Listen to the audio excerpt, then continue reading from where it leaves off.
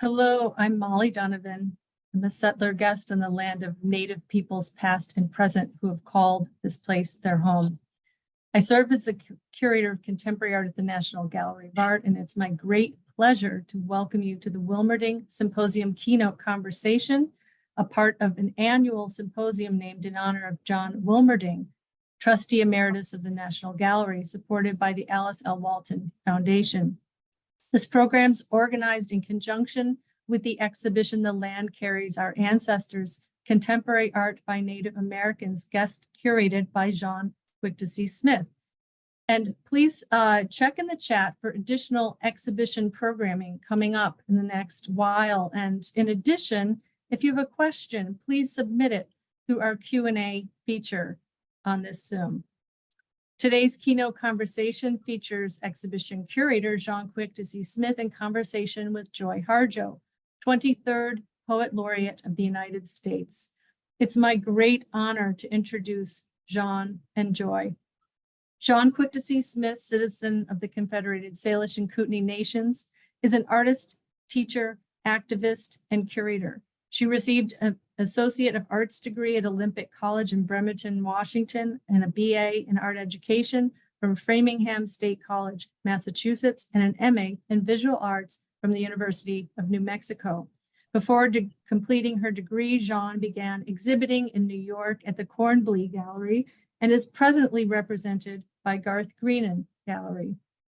Jaune has curated over 30 exhibitions of her fellow Native artists' works, tenaciously organizing and supporting their work to write a Native American art history. Jaune holds 5 honorary degrees and so many awards. We can't list them all here, but to just mention a few, Jaune received the 1996 Joan Mitchell Foundation Award, the 2020 United States Artists Fellowship, the 2022 Anonymous Was a Woman Award, the 2023 Archives of American Art Medal, as well as the 2023 Artist Legacy Foundation Artist Award. Jaune mines American history to tell stories from a Native American perspective. Her research covers human rights, animal rights, conservation, political commentary, and she shares this work using her characteristic wit and satire. Jaune is renowned internationally for her work and teaching, and also as a mentor to other artists, and especially to Native artists, an expression of her belief that giving back is a life philosophy. A prolific cultural arts worker, Jaune has delivered over 200 lectures at museums and universities internationally and is shown in over 125 solo exhibitions and over 650 group exhibitions. Jaune's touring retrospective organized by the Whitney Museum of American Art is presently at the Museum of Modern Art in Fort Worth in Texas until January 7th. And thereafter, it will be featured at the Seattle Art Museum from February 15th to May 12th of 2024. The National Gallery is fortunate to be the custodian of 2 of Jaune's works, Target and Adios Map, and both are on view in the permanent collection spaces of the East Building now. And Joy Harjo, a citizen of the Muskogee Nation, was appointed the 23rd United States Poet Laureate in 2019, the first Native American to hold the position and only the second person to serve 3 terms in the role. Harjo's 9 books of poetry include Weaving Sundown in a Scarlet Light, An American Sunrise, Conflict Resolution for Holy Beings, How We Became Human, New and Selected Poems, and She Had Some Horses. She is also the author of 2 memoirs, Crazy Brave and Poet Warrior, which invite us to travel along the heartaches, losses, and humble realizations of her poet warrior road. She has edited several anthologies of Native American writing, including When the Light of the World Was Subdued, Our Songs Came Through, a Norton anthology of Native Nations poetry, and Living Nations, Living Words, the companion anthology to her signature Poet Laureate project. Her many writing awards include the 2022 Ivan Sandroff Lifetime Achievement Award, the 2019 Jackson Prize from Poets and Writers, the Ruth Lilly Prize from the Poetry Foundation, the 2015 Wallace Stevens Award from the Academy of American Poets, and the William Carlos Williams Award from the Poetry Society of America. She's a chancellor of the American Academy of Poets, board of directors, chair of the National Arts and Cultures Foundation, and is artist in residence for the Bob Dylan Center. A renowned musician, Joy performs with her saxophone nationally and internationally, and her most recent album is I Pray for My Enemies.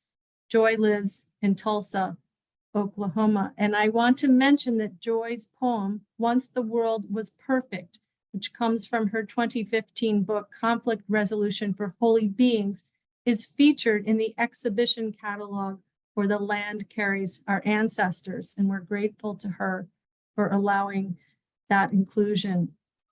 Her voice may be familiar to many of you as the narrator of the second season of PBS's program, Native America.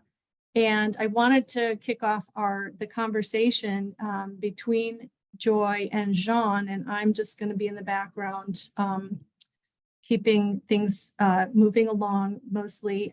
But I just wanted to start with something that Joy mentions in that PBS program in Native America about the 170 indigenous languages presently spoken in the United States today, as opposed to some 300 languages spoken before the arrival of settlers. Each of the 170 languages expresses a unique and distinct way to describe the land. So I thought we might start with this fact and how it figures into your respective bodies of work. You know, I think that from the time I was a kid and we were forbidden to speak, because I'm maybe almost a generation older than Joy. So, and it may have been, and I won't speak to her for her, she can speak to that. But when I was a kid, my dad had been taken away to the boarding school and he had been beaten for speaking Salish, and he continued to run away like other family members. And he felt that it was important that I learn English. And so many of my generation were taught that by their parents or their grandparents because it was dangerous. Like, I mean, physically dangerous. I mean, like the law was after you, like the military was after you, the sheriff was after you if you spoke Salish and you were caught speaking. And so I think of the people who maintained any language at all, maybe the older generation just carried it in their heads and shared it with each other. There's a film called Three Grandmothers that was filmed on my reservation, the Confederated Salish and Kootenai Nation. And it shows that people would have to go up a long dirt road into the mountains to a cabin, cover the windows, and they'd have to post guards at the end of the road so that if a sheriff heard about it and came looking for them, they wouldn't be jailed and beaten. And in order to have this private time together to speak our language and to drum and sing, which we needed for our health, they would hide out there to do that in the evening with lanterns. And so that's not just a made up story. That is based on fact. And so, you know, that's what my childhood was like. It was a dangerous time for us. Let me say that. Yes, and similar here, you know, similar here. And I grew up in Tulsa, Oklahoma, And, you know, of course, Oklahoma, a lot of different tribal nations and so on, but, you know, educated in public school until I went away to, you know, and we didn't speak our language. My father didn't speak his language. He was sent away by a stepmother. He was sent to a military school but I have a lot of relatives who speak the language, and the ones that speak the language are the ones who grew up in that traditional circle.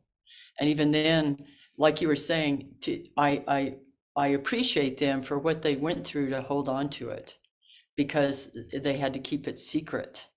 And just like even now, a lot of our culture goes on in places that nobody, you know, it's private. You know, it's not something that we force on somebody else or proselytize about. You know, it has to do with particular places in the land and is dependent on particular plants.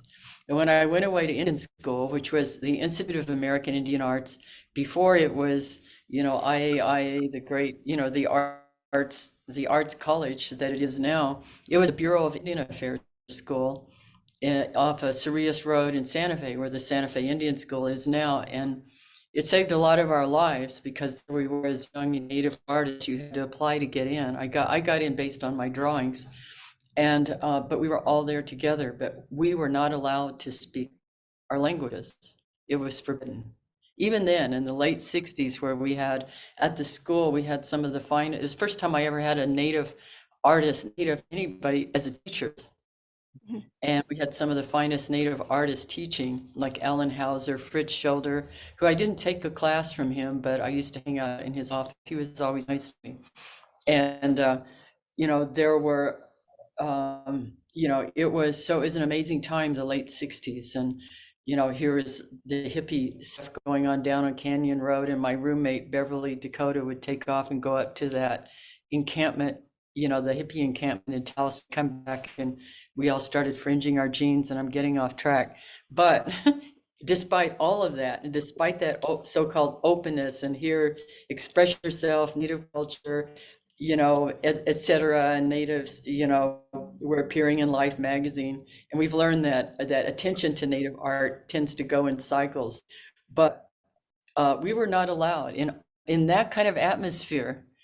You know, we were still dealing with the old Bureau of Indian Affairs nomenclature and having to do details and restriction and you know, getting up and having to make our bed like as if we were in the military, and we were not allowed. I learned Apache because when I had Apache roommates, because people, that's what would happen at night before when they would go around and do bed checks, and you couldn't speak then, but after that was when we heard the best stories.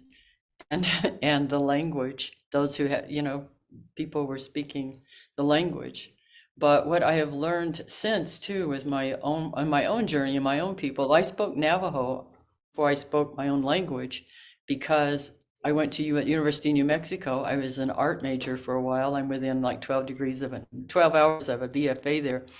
And what was I saying? Is that Navajo, I got special permission to take Navajo as a foreign language. And what it taught me, and that's when I started writing poetry, because I discovered that poetry, it was so bound up in the language. And I've learned that about Muskogee language. And then in the brief time, you know, with Hawaiian, is that in the language, and in the language is really the stories of who we are. And the language itself makes connections with those plants and the places, and even star maps and everything can be in those stories, even hidden in the metaphor of the language, because the languages are so metaphorical. And some of my favorite times are sitting with elders, and they're all gone now, and here we sit, John, but sitting with the elders at the ceremonial grounds, listening to how they take apart a word and what it means, and how history is in that word. Like I won't go on Osceola, but there was a whole, like 2 or 3 hour lesson in that word, in the name, and then the person. In my study of this, of our languages, I discovered that we don't have one syllable that makes a word that describes something. We have multiple syllables. And so it would be something like, and then I'm going to return to IAIA because that's our Mecca. And every single one of us has a relationship with it. But I'm going to just say this about the syllables. It takes, in a word, it takes all these syllables. So like if I were talking about a cup of coffee, it would be the white vessel with a handle on the hot liquid inside. It would be this long. The word would be that long to describe a cup of coffee. So I won't go farther with that, but I will say that one of my big dreams as a young woman was to go to school at IIA, and it wasn't possible because of economic circumstances and, you know, and life, interesting life story. But when I decided to go to graduate school, I wanted to come here so I could teach at IIA. And that was my goal, was to get my degree so I could teach. But I wound up on the board of trustees. And as a trustee, I could see that we had been moved by James Watt off of the old School of the Deaf campus over there with the old adobe buildings that had been a school before that. And, you know, he was striking land deals between Pueblos and Navajos and doing Indian politics, and it was a mess. He moved IAIA school, which was very unpopular with the Pueblo peoples, over to the College of Santa Fe. Yeah, College of Santa Fe. College of Santa Fe, but that area those were Catholic bunkers for priests or friars, and the wires were hanging out of the walls, and the insulation was dangerous, and the wires, and no fans, no nothing for etching. It was a horrible situation, and I would often find the toilets would be stopped up, and then I would tell Sid Mills about it at the BIA, and then I'd come back to the next meeting and they'd still be stopped up, and we were getting moldy food from the College of Santa Fe because we got 3- and 4-day-old food. I mean, it was a horrendous situation, and the BIA didn't love this school the way we Indian people did. And so I could see it. It was like sliding southward.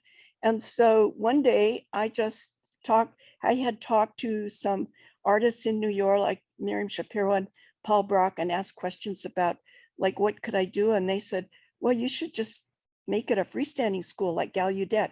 So I just got on a plane and I went to Washington, DC. And in all my naivete, not knowing about legislation or what to do, I just went from office to office. Richardson had just started. Then I went to Alan Lovesey. I was recommended to talk to Alan Lovesey. I went to Domenici's office, and I did get good information. So I came back and I stayed in touch with Alan Lovesey and helped him write the legislation to make the school freestanding. And I got Karita Coffee and Linda Loma Haftawa, my good friends, to come here. And we spent a week like writing letters to the Women's Art Caucus and any place we could find where we thought artists would sign letters and send them to Kennedy and Alan Lovesey's office. And then the legislation was put as a writer on some other legislation, and it went through. And like, I was stunned, like, oh my God, in all my stupidity and my naivete, I got the school to be freestanding. And that's how it saved its life. And that's why it's there today, because the Bureau was getting ready to shut the school. And it's like the Indian people who come here, they come from all over the country.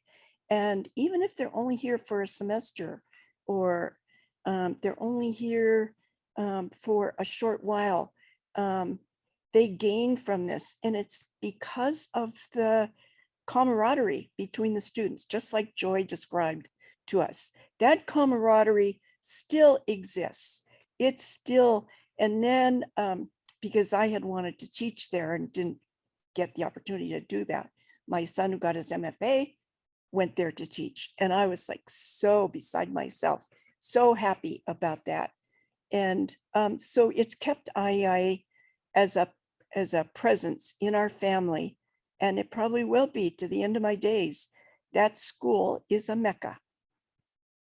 It is, and I really appreciate that because I wondered how that happened.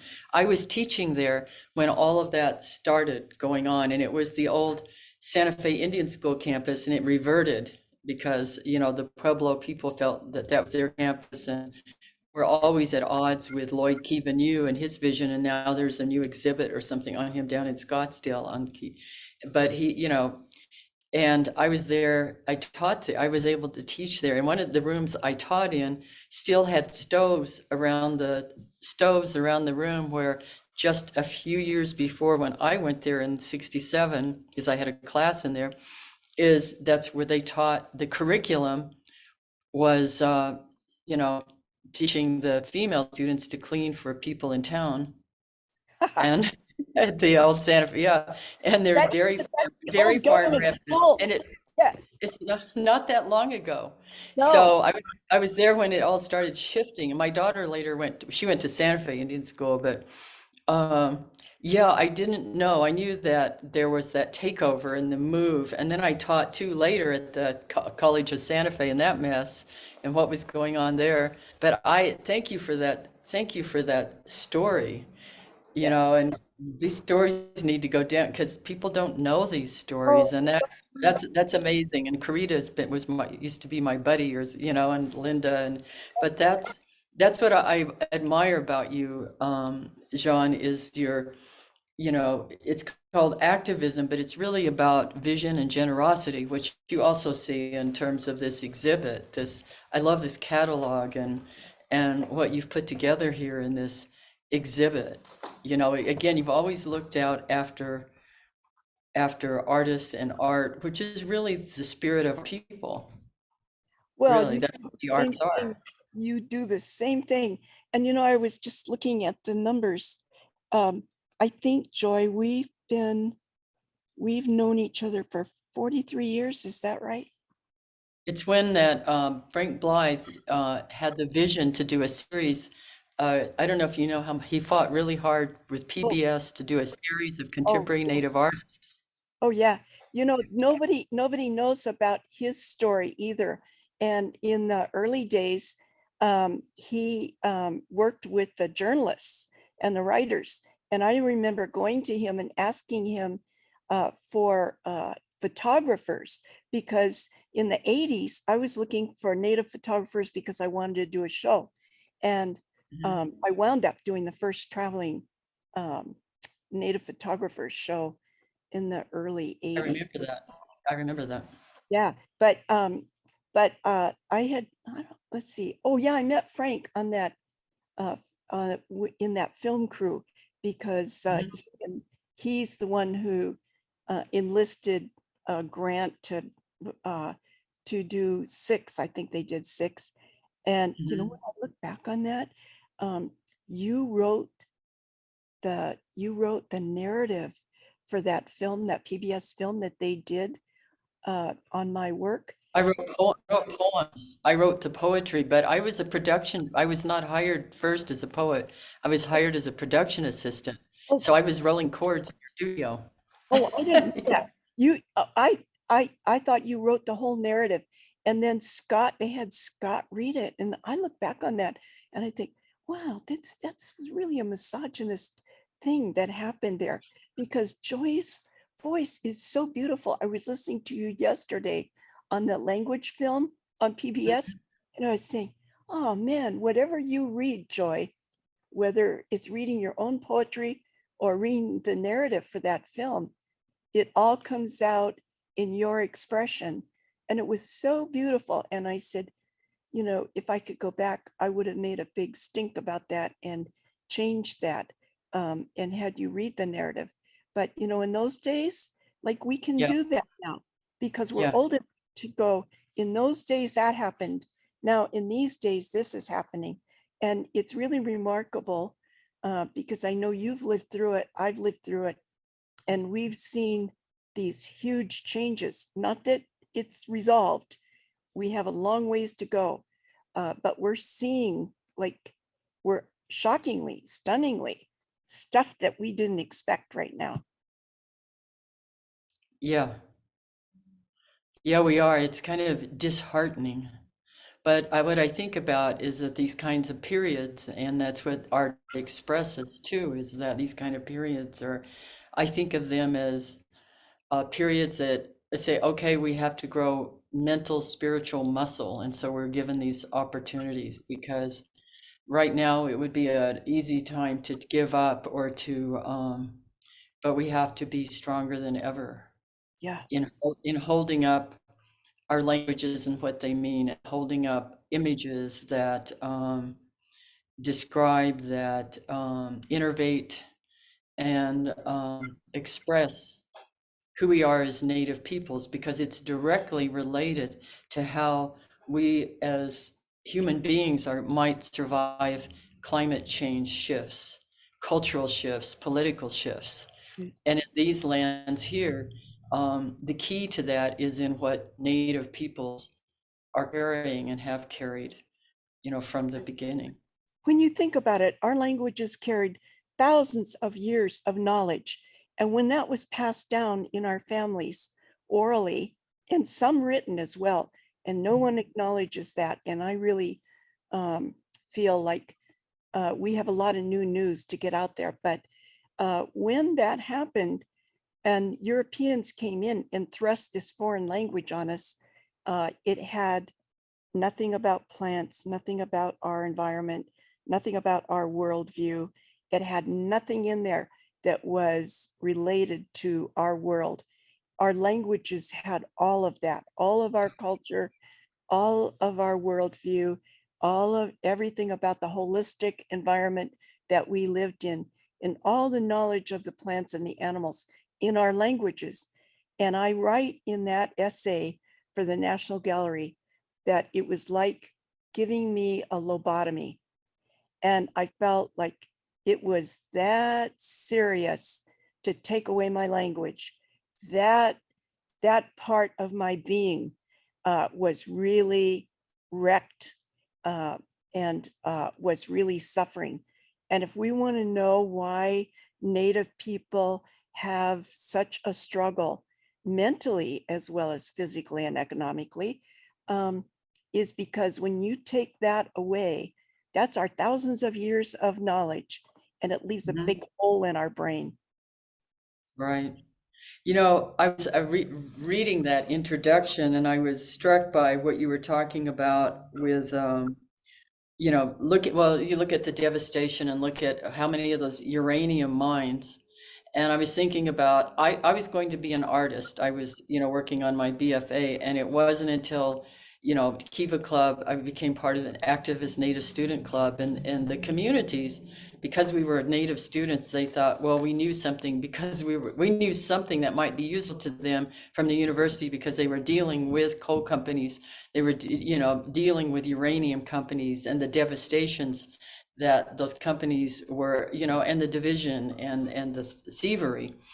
And so they would ask us to come out. So as students, we were present at a lot of those meetings with coal companies and, with these companies. And what really got my poetry going was listening to the eloquence, of these speakers as they were translated, and listening and feeling and understanding, one, the language, how the language, how the land is in the language, and that depth of connection or kinship with, and that's how it started. I was sent out, I was working at National Indian Youth Council at one point, and was sent out to document the church rock spill.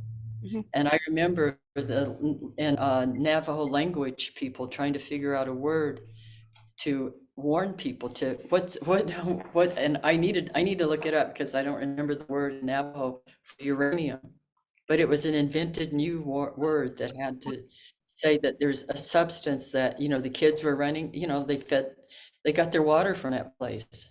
Where Right, else were they going to get water? And the cattle were out there, and they needed a word for that would tell them it was dangerous, but you can't see it. right. Right, right. We have had to, when you, that book you wrote, we didn't hear it mentioned today, but um, it's speaking the enemy's language. Actually, I'm reading that right now. And just an aside. Reinventing the enemy's language. Yes, Anthology yes, of names writing. exactly. I love that book. And so, like, one of the funniest sentences in there, which you mentioned in your introduction, uh, is uh, is when this woman says, and we're just an average American family. There's, I don't know, 5 girls and there's 6 boys or something, and there's 10 fathers. I have laughed and laughed over that line. That's like that's like such great Indian humor, and like we all understand it. We all know about it. I don't think it would mean anything to a white community. They wouldn't know. Like for us, this is huge picture of life. Yeah, you've got stuff in there like that that I'm just like, I have to read it again. This is my second reading, and Yeah. that, like I do with most of your books, they really are really important to me, Joy. I have to say, um, yeah, I'm so thankful for you in my life as well as in the Indian world as well.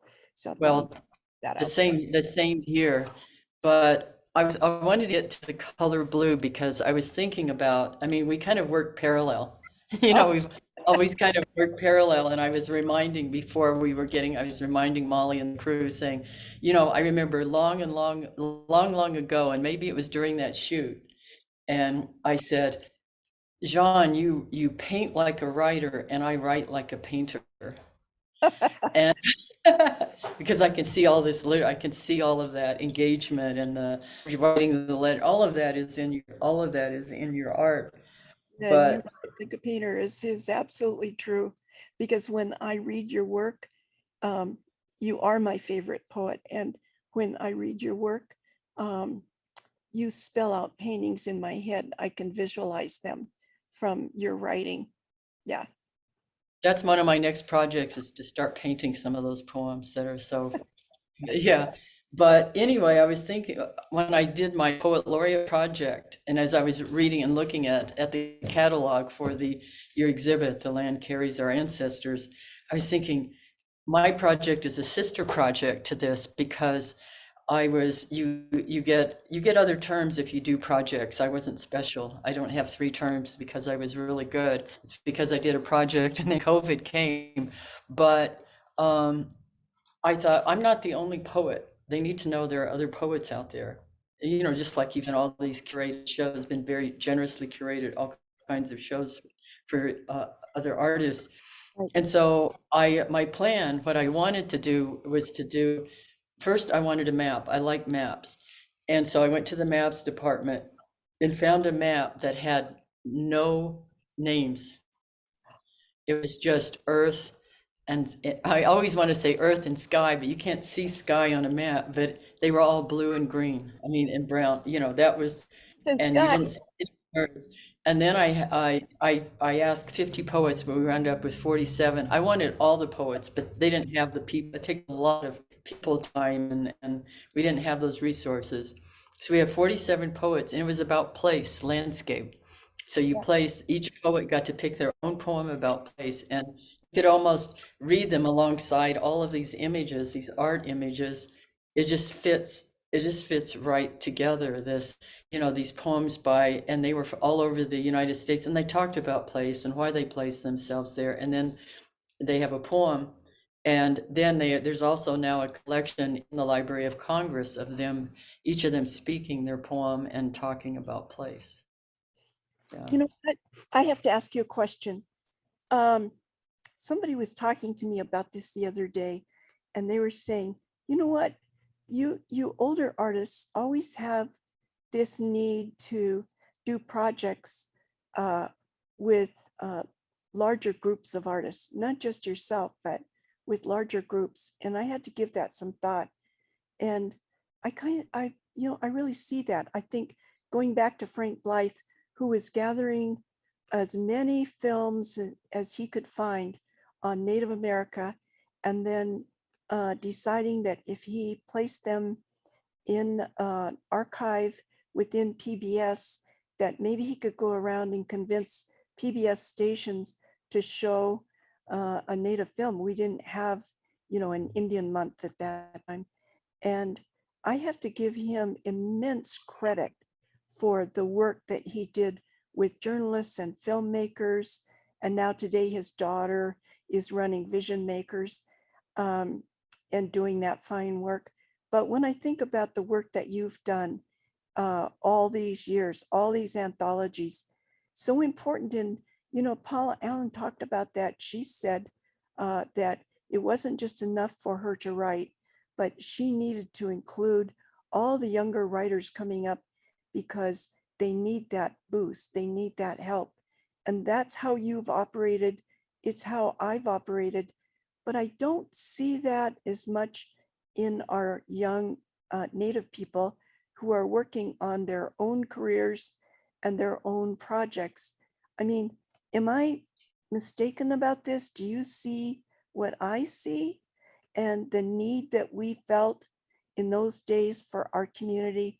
I mean, always reaching out to our community and feeling that we needed them with us. Yeah, it's different. I was thinking about, I think about where our coming of age as artists and the kind of atmosphere we were in.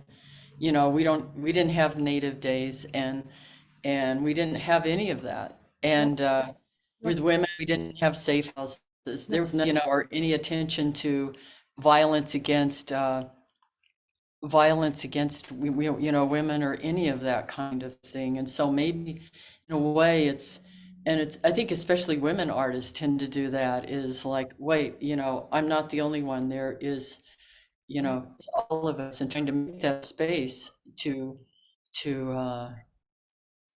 grow and help, assist.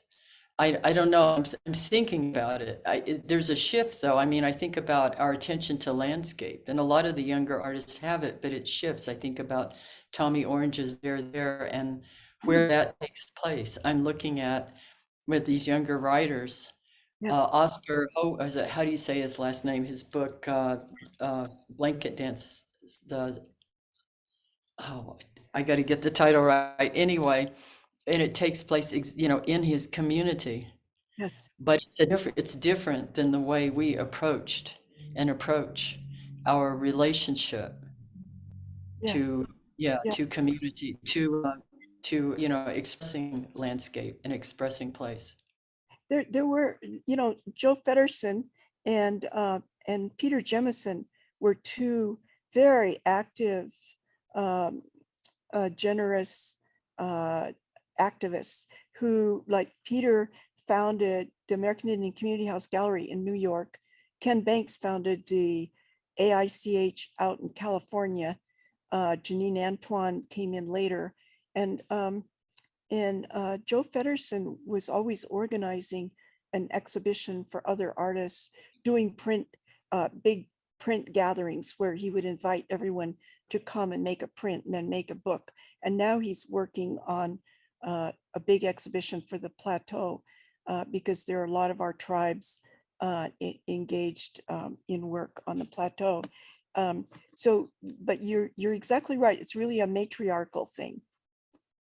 Yes, I think about Dana Tiger at home, how she does this. It's not anything. People wouldn't know about it outside the community, but I've seen a lot of in communities, people whose names you don't know, because ultimately it's not about that, Right. who work tirelessly. Dana has helped a lot of younger artists and has held workshops and things in her home or at her gallery, which is kind of her home, just as, Cassandra Thompson in the Muskogee Creek Nation, who is doing so much to promote art and young Native artists, and even starting a book club. I had a great time the other night going to Okmulgee to this little local bookstore that bravely opened its doors.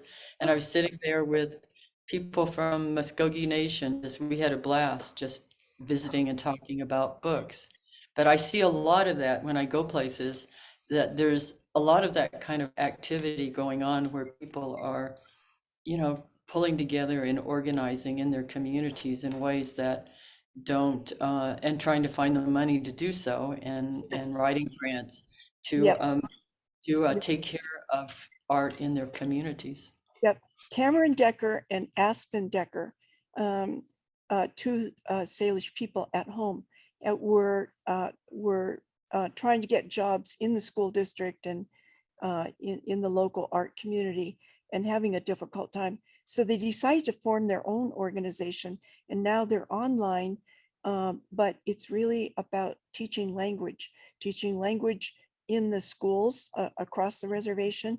They live in Arlee, and they're teaching their own 4 children Salish, and they've made a commitment to that.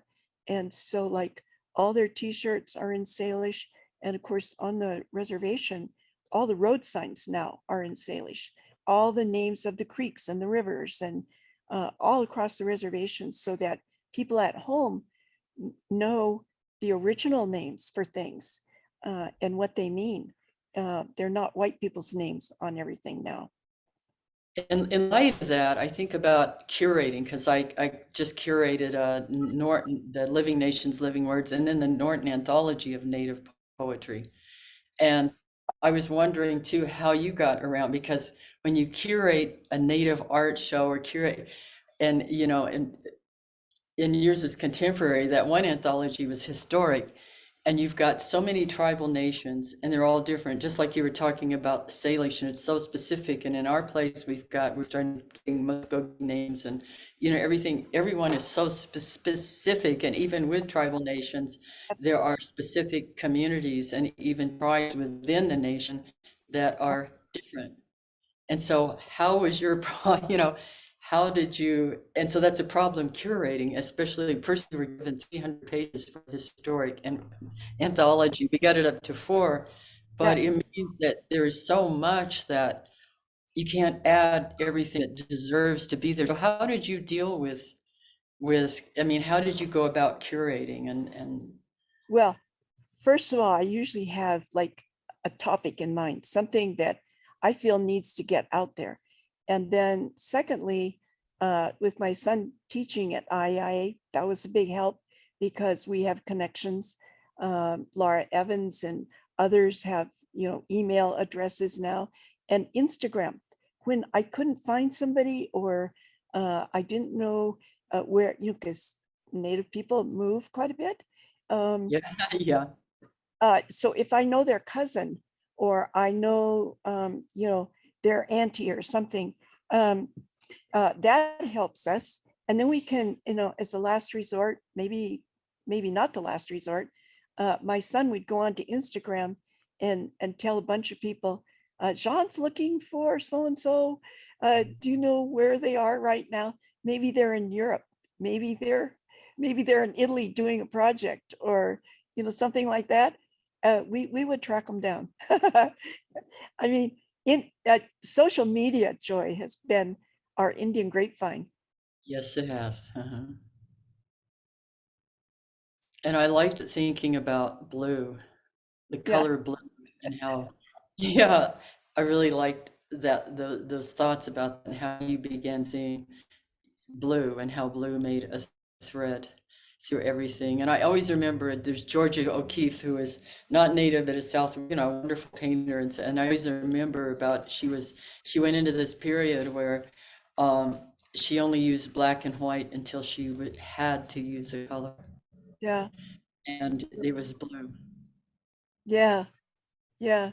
Like, I hate to say this, but as I get older, I think about the church at home. We have a Catholic church on the reservation, and some friar came through many, many, many years ago and painted some murals around the sides and on the ceiling. It's like a little mini Sistine Chapel. And I only go to mass there just so I can sit in there. And it's this wonderful shade of blue that you would find in Italy or in Renaissance paintings. Or like, I've got a book over here on Giotto that has that same blue in there. And so, I was talking to my friend Hardina Pindell, and she was saying, for some reason, blue has been in my mind lately. And I said, I think it's because we're getting old, and like if we have been, if we've been to mass or something, there's that kind of soothing feeling about it. I hate to say all this, but it's sort of a personal kind of thing. Yeah, but it makes sense because there's always that rootedness, whatever it is, that Yes. your experience when you're younger, the Yeah. colors it is so dense. If you look at the way time works, like here, we experience time differently because it's faster. We don't really stop necessarily. So when you're an infant, you're saturated with, you're in experience saturation with color, sound, and all of it. And it shifts. I think we Right. go back to it. I think we're on that road kind of where we go back to it when we get to our age. I'll add another thing is that I have a length of windows in my studio here, and all I can see is sky, a little bit of the tops of trees. And so I can see the blue change during the day.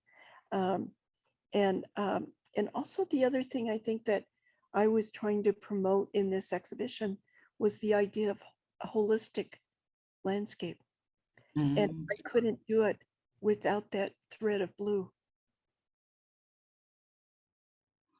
And yeah, well, I think about when that image of Earth was released by NASA, and it was top secret for a while, and how it showed our planet as a living being. It reminded me when I see that image, I remember the first time I saw Saturn through a telescope in New Orleans at a street cafe, and there it was, just it had that shimmer that can't quite, sometimes you can kind of get it in a photograph, but it had that shimmer of life. Like, we think of two-legged humans as breathing or mammals, but it had that shimmer. And I think what that did to the consciousness of, I mean, you can travel there, spiritually and so on and see it, but what it did to the collective to have that image to see, and the blue was so prominent, Right. that and the effect of blue. And then I start thinking, because I'm a musician, I start thinking of the blues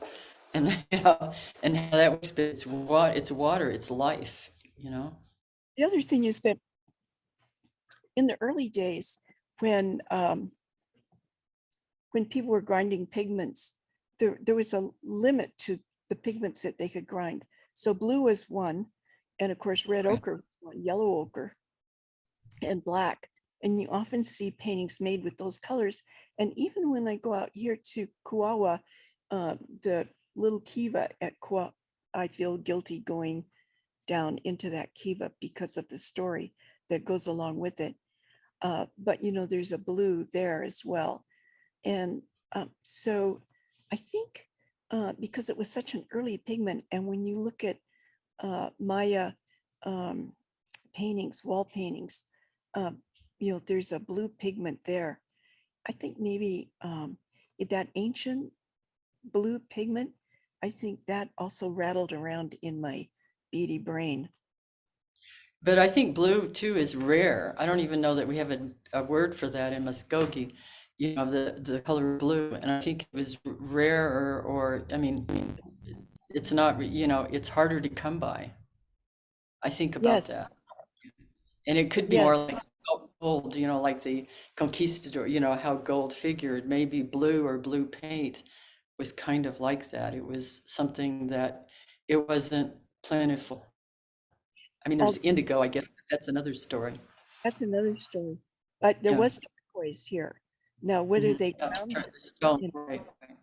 yeah, I don't know. I don't Huh. know. I have to research that. Yeah, I put a note. I have to see if you could grind turquoise to make yeah, First, will you share that with me? yeah. And how blues, I'll have to look that Yeah, up too. look it up. Yeah. Yeah. Should we take questions now, or Molly? I don't know. Where we? Yes. Hang on, let me start my video. Okay, here we go. So one thing I have to, you're talking about blue, and I keep, what pops into my head in terms of the exhibition, of course, is Emmy Whitehorse's Fog Bank, Right. which I will tell, it's not a secret anymore because I'm about to release it here, but that we broke our own rule. The National Gallery had a rule not to put works in its own collection on the cover of catalogs, but Jaune was so clear in her interest in the color blue. It was such it really did synthesize all of her theses for the exhibition. So we broke the rule, which was great, which is a very Jaune thing to do. Yeah, yeah, it is. But that's how things are renewed. That's Actually, right. that's how Which life is. which was a beautiful thing. It was beautiful.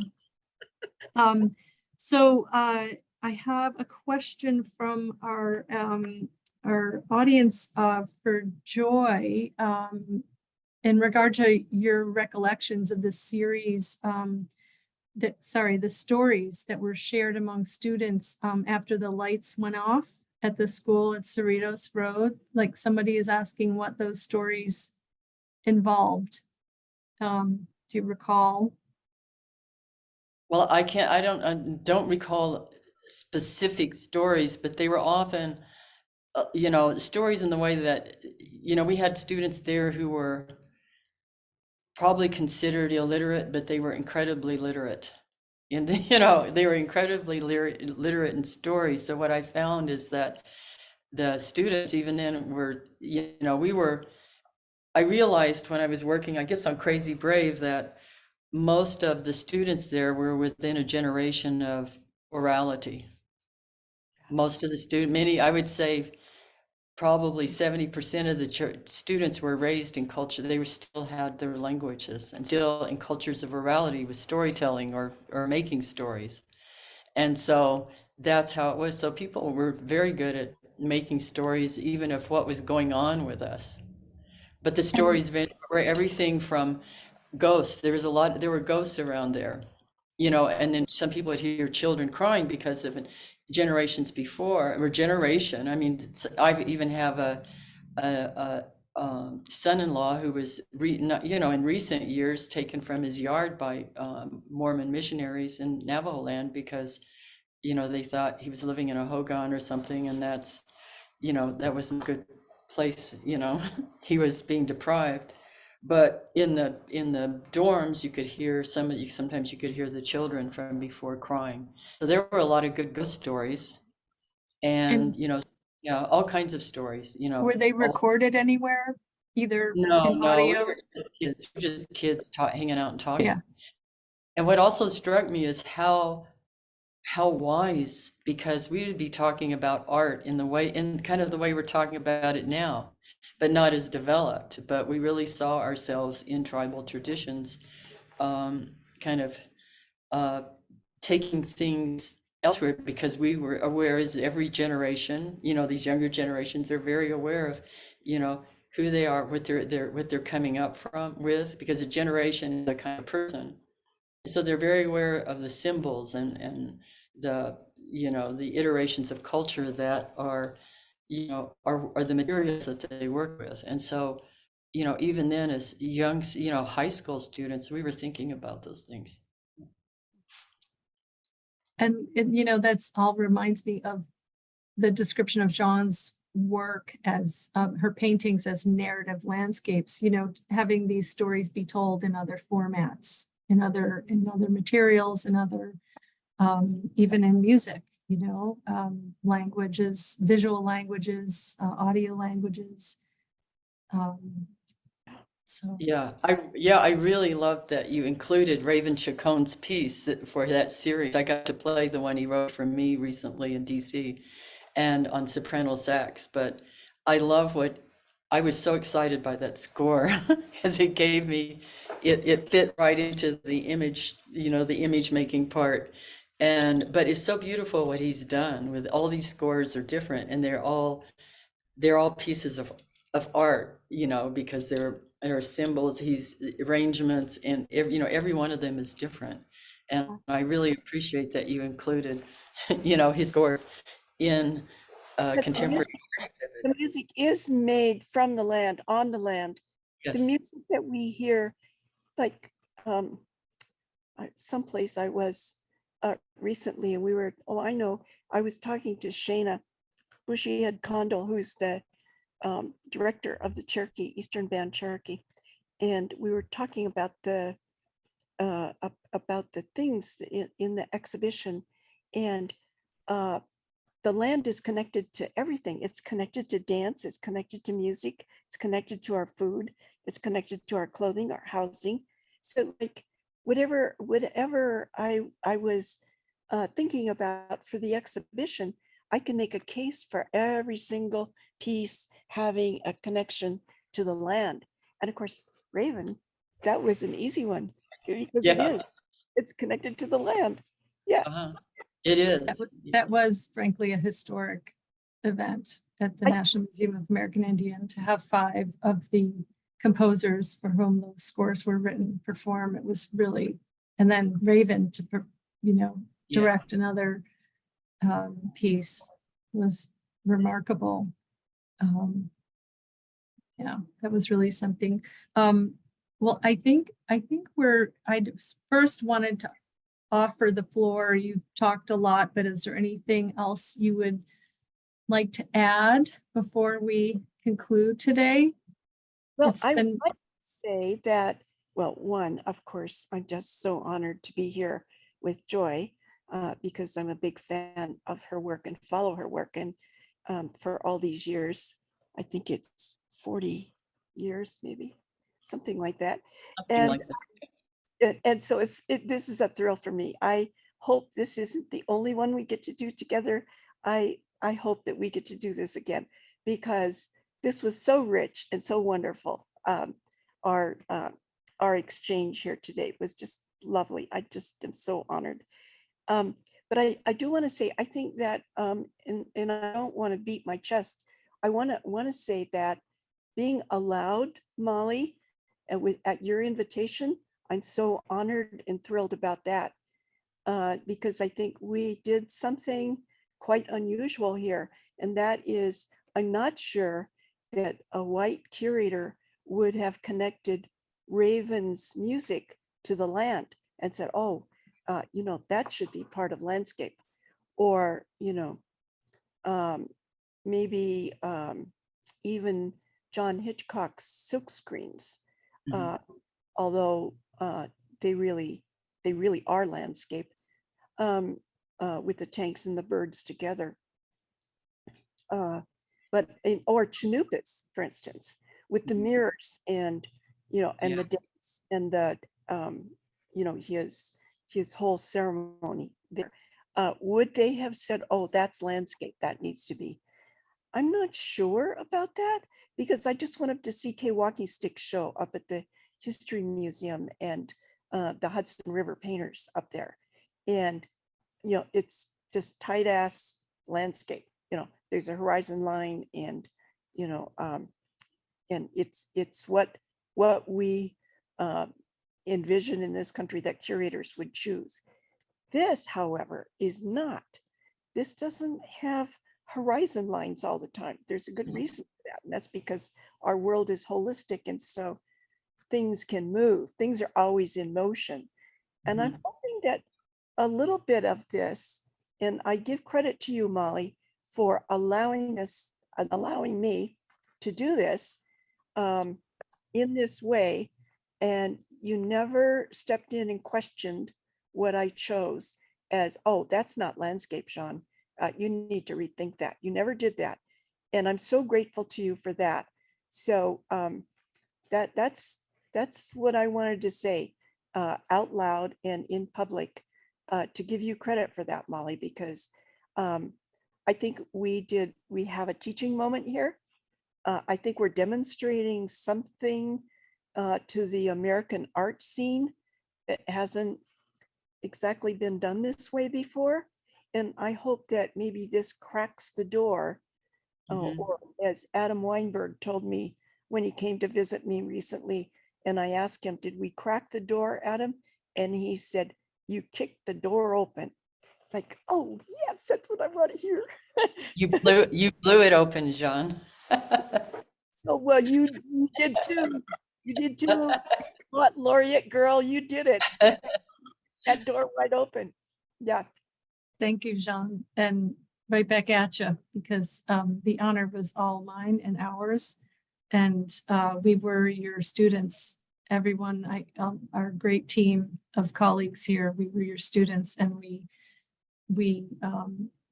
were hungry to learn from you, and we were really grateful. Really, it was a career, hallmark career moment for all of us. So thank you. And for this institution. And Joy, it was so nice to meet you in person over at the National Museum of American Indian. And we're so grateful to put you together with your old friend here, Jean, and to listen, really just to listen, because I think that's what's called for here. To thank you for sharing your knowledge and your power in your words with everyone. And I'll just finish up here with a little sentence that I thought was powerful in a recent review of the exhibition. And I think it, not just because it's positive, but I think it's right. Rory White from the Boston Globe wrote just the other day about Jean's show, quote, with nearly 50 artists, Smith's show is the first major contemporary Indigenous survey exhibition at the National Gallery in 70 years. Wow. And it is the clearest signal so far of a broad shift, long overdue. And with that, our hope absolutely is that this is not just a wave, that this sustains. And that's the expressed hope. Yeah, that's for sure. Yeah, that's what we hope for. Yeah. Yeah. Thank That's you what we both. signed on for. That's what we signed on for, to be helpful, Yeah. Yeah. Well, As thank long you as for your work. Joy is out there doing it, I want to be there too. Yeah. Mado, thank you. And thank you for your friendship all these years and your, inspiration, Jean. And thank you, Molly, and the National Gallery and the artists. Yes. And The to my artists. Salish family, Len Lynch.